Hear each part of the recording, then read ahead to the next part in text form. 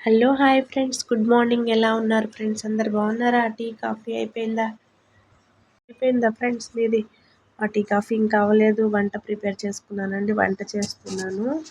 మెత్తళ్ళు కూర చేస్తానండి. పాల పరిగలు అంటారు, మెత్తళ్ళు అంటారు కదా. మొన్న తెచ్చి కొంచెం ఉంటే ఫ్రిడ్జ్లో, పిల్లలు వచ్చినప్పుడు తెచ్చాం కదా, కొంచెం ఉంటే సరి చేసేద్దాంలే అని ఉల్లిబొందు, ఉప్పు, కారం, పసుపు, మసాలా, అల్లం వెల్లిపాయ పేస్ట్ అన్నీ కలిపేసి బాగా కలిపేసుకొని, కారం ఎక్కువ పట్టింది, కొంచెం కారం నూనె ఎక్కువ వేసుకోవాలండి.